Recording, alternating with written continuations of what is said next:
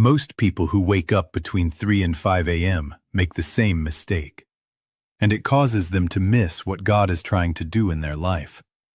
If this keeps happening to you, do not ignore the next few minutes. This isn't just insomnia. There's a spiritual reason behind it that most people never discover. You know that feeling when you suddenly wake up in the dead of night and check your phone, and it's always somewhere between 3 and 5 a.m., and it keeps happening, night after night. Most people brush it off as stress or too much coffee, but what if I told you there's something much deeper going on? Even outside the Bible, people have noticed patterns in the human body and mind, but Scripture gives us the clearest lens to understand them. Your body, your mind, and yes, even God, might be trying to send you a message that could change everything about how you see your life. Stay with me, because what I'm about to share will make you see those sleepless hours in a completely different light. Here's what's actually happening. In traditional Chinese medicine, there's something called the organ clock. It's this concept that different organs in your body are most active at different times of the day. And between 3 and 5 a.m., your lungs are at their peak activity. But it goes deeper than that. Your lungs, in spiritual terms, are connected to grief, sadness, and letting go. So when you wake up during these hours, your body might be processing emotions you've been pushing down during the day. But that's just the physical side. From a spiritual perspective, 3 a.m. has been called the witching hour for centuries. But not for the spooky reasons you might think. It's actually considered the hour of divine communication. Think about it. The world is completely silent. There's no noise, no distractions, no notifications blowing up your phone. It's just you and the quiet. And in that silence, God has a clear channel to reach you. The Bible mentions prayer in the early morning hours multiple times. Psalm 63:1 says, "O God, you are my God. Earnestly I seek you.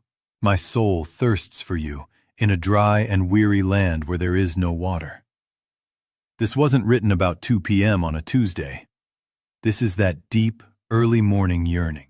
Jesus himself would wake up early to pray. Mark 1:35 tells us, "Very early in the morning, while it was still dark, Jesus got up, left the house, and went off to a solitary place, where he prayed." If Jesus needed that quiet time to connect with God, maybe we do too. And maybe, just maybe, when you're waking up at 3 or 4 in the morning, God is inviting you into that same sacred space. But let's talk about what's really going on in your life right now. Because these wake-up calls don't happen to everyone all the time. They happen when something is shifting. When you're going through a transition. When you're carrying heavy burdens. When you're ignoring something important. When you're being called to something greater. I've talked to hundreds of people about this, and the pattern is always the same.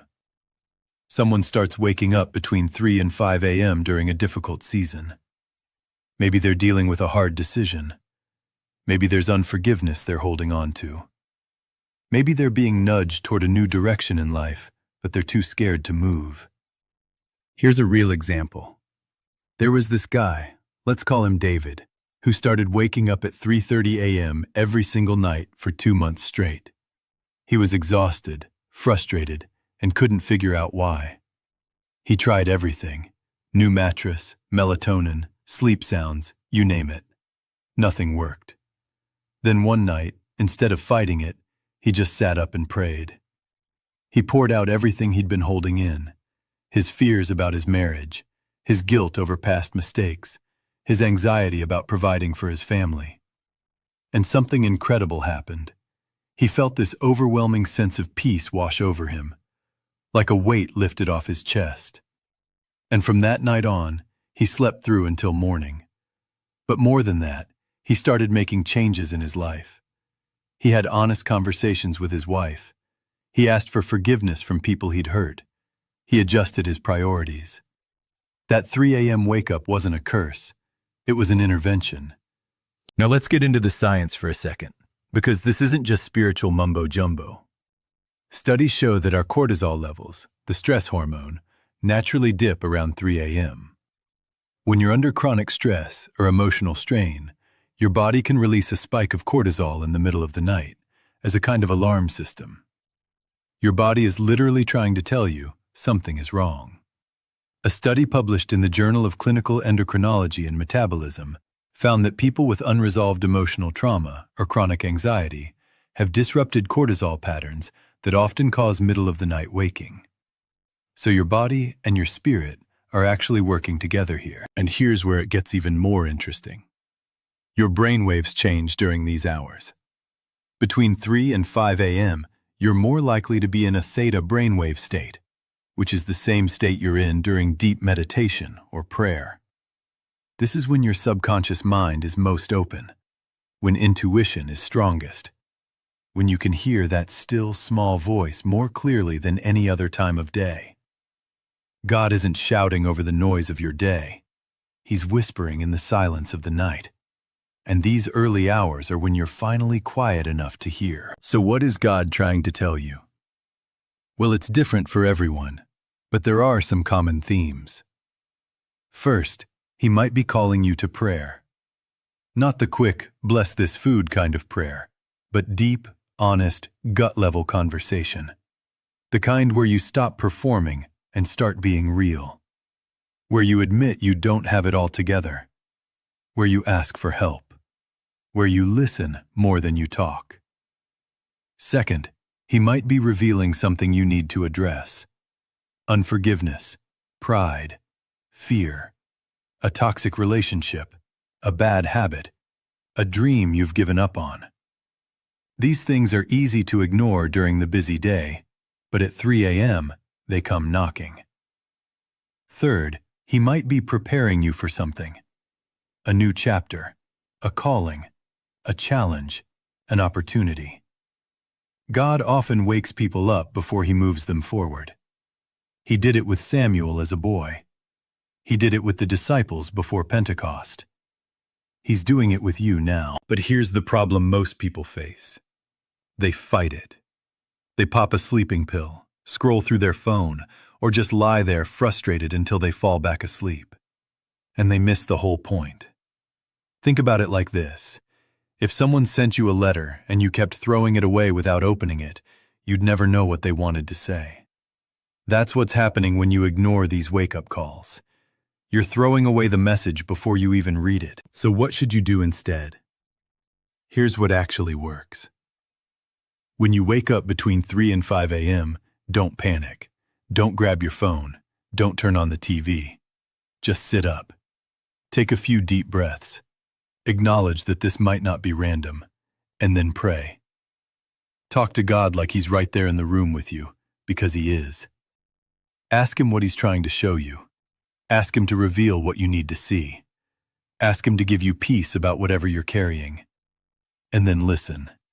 Just sit in the quiet and listen. You might not hear an audible voice, but you'll feel something. A thought will come. A memory will surface. A direction will become clear. Write it down. Keep a journal by your bed and write down whatever comes to mind during these hours. You'll be amazed at the patterns you start to see, the clarity that comes, the answers that appear. Some of the greatest songs, inventions, and spiritual revelations in history came to people in the middle of the night. Paul received visions at night. Joseph interpreted dreams in the middle of the night. God has a history of speaking when the world is asleep. And if you're dealing with heavy emotions during these hours, don't stuff them down. Feel them. Cry if you need to. Be angry if that's what's there. God can handle your honesty. He's not looking for you to be polished. He's looking for you to be real. The Bible says He's close to the brokenhearted. That means your 3 a.m. tears are not a sign of weakness. They're a sign you're finally letting Him in. Now, I know some of you are thinking, but I need my sleep. I can't function on 5 hours a night. I get it, and I'm not saying you should force yourself to stay awake for hours every night. But here's the thing. Once you address what God is trying to show you, the waking up usually stops. It's like once the message is delivered and received, the alarm turns off. So see it as a temporary assignment, not a permanent sentence. Let me tell you about another person. A woman named Grace, who woke up at 4:17 a.m. every night for 3 weeks. Same exact time. She finally asked God what was going on, and she felt this strong urge to pray for her daughter. Her daughter was away at college, and they hadn't talked much. So Grace started praying for her every morning at that time.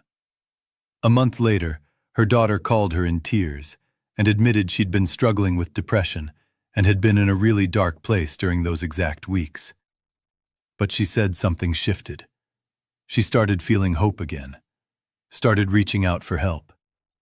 Grace's early morning prayers had been covering her daughter in the exact moment she needed it most.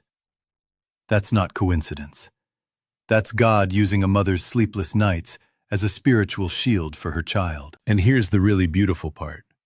When you start responding to these wake-up calls, your relationship with God changes. It becomes less religious and more real. Less about Sunday mornings and more about every moment. You start recognizing His voice throughout your day because you've been practicing hearing it in the night. You become more sensitive to His leading, His warnings, His comfort. It's like you've been given a direct line, and once you know how to use it, everything changes. So if you've been waking up between 3 and 5 a.m., stop seeing it as a problem. Start seeing it as an invitation. An invitation to go deeper, to get honest, to listen, to heal, to grow, to connect with the God who loves you enough to interrupt your sleep because He has something important to say. Don't waste these hours wishing you were asleep. Use them to become who you're meant to be. And if you're watching this and you've never experienced this, pay attention going forward. Because life has seasons, and when the time comes that you find yourself wide awake at 3 a.m., you'll know exactly what to do. You'll know it's not just insomnia. It's an invitation. And trust me, you'll want to accept it.